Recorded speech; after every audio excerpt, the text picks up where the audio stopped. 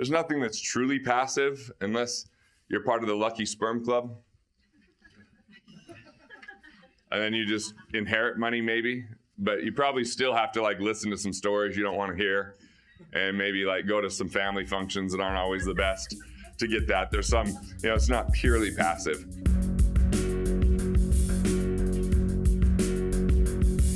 Economic independence comes from one of two sources: investment income, which what if your mindset in investing shifted to purely you only invest for cash flow purposes until you reach economic independence, and any other investment outside of that isn't worth your time unless it's your business? Okay? See, there's so many distractions that are gift wrapped that look like opportunities. Cryptocurrency, real estate deals that are complicated that you don't understand, tax liens, stock options, I could go on, oil and gas, whatever it is. And if you don't understand it, you don't know it, it's not an investment, it's a gamble.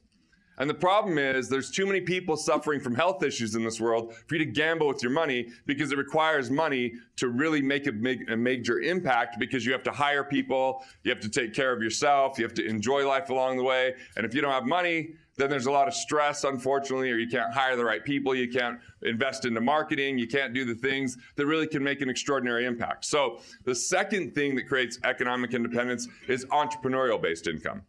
Entrepreneurial-based income is not the income when you're with a patient.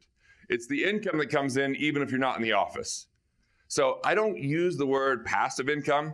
Some financial people do, and I guess we do a little bit just to keep it simple in 5-day weekend, but we have something called a passive income index, which says there's nothing that's truly passive unless you're part of the lucky sperm club. And then you just inherit money maybe, but you probably still have to listen to some stories you don't want to hear and maybe go to some family functions that aren't always the best to get that. There's some, it's not purely passive. But recurring revenue is more about cash flow that you still pay attention to, that you're still responsible for. It's just that you're not on a moment by moment, day by day basis having to do something to have that come in. So it has some leverage, it has some scale. So entrepreneurial income and investment income, if that can start covering your basic expenses, you have this amazing advantage. There's one of my early mentors has a podcast called 10 Times, Dan Sullivan. I know there's someone sent me a 10 Times book that I never read by Cardone. There's all this kind of 10 times talk out there. And I think it's awesome to have 10 times thinking. But I'm just going to give you the practical way to get to 10 times. Because you can take 10% of your income and try to earn 10%, so now you're getting a fraction of a fraction, and they're going to tell you it's going to take 30 years, and the only time you know that doesn't work out is when you get to the end of the rainbow, and all of a sudden you're like, oh, this sucks, the market didn't cooperate, or there were a lot of hidden fees that I didn't recognize, or I didn't save as much as I thought I thought I needed to save less, but it looks like I need to save more. And then what's just so smug and stupid, I'm on one this morning, I could already feel it, is that there's these financial people, they'll be like, how much money do you think you need in the future? Do we really have any freaking clue? How do we know? If I interview people in the 80s, I was really young at the time, but if I interviewed people in the 80s and I was like, how much money would be good to have in retirement? The most common answer would be $200,000 or $250,000 in a retirement plan. What the hell is that going to do for you now?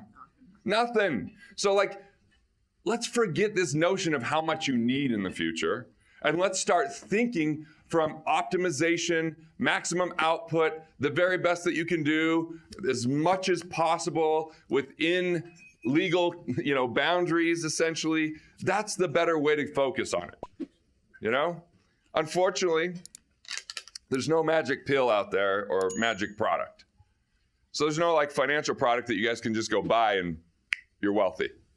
If there were, I wouldn't have this job, I guess. I'd be doing something else. Maybe I'd be a doctor. I didn't go to nearly as much school as you guys did. And my son would be much more proud of me. When I'm flying him somewhere, he's like, we're in his bathroom one morning, we're talking, I'm giving him supplements, and he's like, Dad, I'm like, oh yeah, what's son? Why aren't you a doctor? Buddy, I help doctors out. That's what I do. I help the doctors so they can help more people. He's like, be nice if you're a doctor. This kid, like the young one, will like tell you jokes and kind of burn you in a fun way, you know, no scars from it. My 13-year-old will say stuff that it scars your soul for the rest of your life. You're like, dude, and he just goes matter of fact back to brushing his teeth, you know, like, what?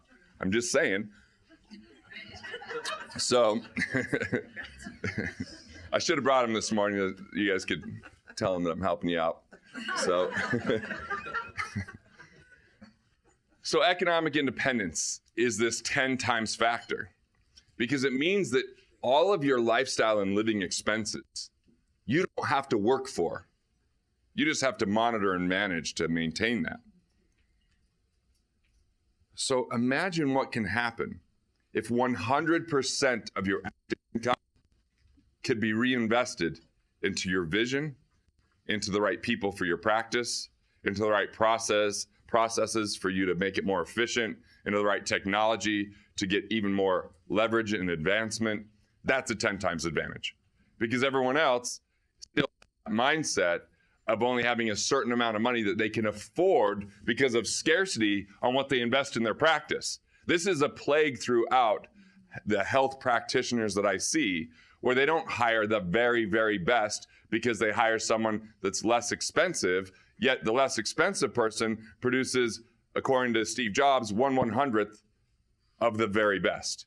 He said that that was his number one advantage in the world is that he would just hire the very best and they would outproduce the second best 100 times. And he said nowhere else could you find that kind of return. Or IBM did a study and said it was 5,200% that the A-teamers outproduced the B-teamers. So when I'm talking about investment, we're not talking stocks and bonds today. We're talking ideas and people. And we're talking about ways that you can put money into the things that you know and understand that are meaningful to you and funding your vision so that you increase your output, which is all about expanding your means. I'm not here to preach living within your means. Yes, live within them, but not by cutting back and having a reductionist thought process. Instead, have an expansive thought process that says, if you want more in the future, it's in direct proportion to the problems you solve, the people you serve, and the value you deliver. I'm going to pause on that for a second, which is not my nature. Faster than anyone could keep up with. So you have to hire us. No. I don't know why I talk so fast. I get passionate. It feels angry at times, but it's just passion. You're not in trouble. So this is an expanding conversation. But in order to expand your means, you're here in the right room to do that, with the right people to do that. So that's not going to be my primary consideration in conversation. I'm just creating that context and giving that permission, not that you need it from me, but just so you could scrub out any of that other thinking that when you hear finance, that it's synonymous with stock market investing, cutting back, and waiting for long periods of time. Instead, I'm going to focus on efficiency. I'm going to focus on how you can live within your means by actually increasing what you spend on the things you enjoy, because we reclaim the cash that's rightfully yours from the IRS, from interest overpayments and banks and institutions, from investment companies and the fees that you pay there, and insurance companies where I know you guys probably love insurance companies and enjoy giving them your money, but I'm going to show you how to give them less and still transfer your risk. So we cool with all that so far? All right. Hey, Ron, give me a 15-minute warning when I got 15 minutes left. So you guys just get to see whatever's in my head. Conversation about my son, here you go. But the good thing is most of it's financially related and will be applicable to helping you. I've been doing a lot of talking this week, so excuse me for the break for water here. Is water's still good, right? Because I'm just confused about it. I mean, there's probably fluoride in it. It's probably killing my kidneys. I feel like I try not to fall too much in love with any one food because I might find out one day that it's not good for me. But my son will go to his grave that bacon is the best food for you. Of course. For you. it's important. Want to master your money? Want to figure out the things that you could do to improve your finances? Click here and check out more videos like this on Money Matters.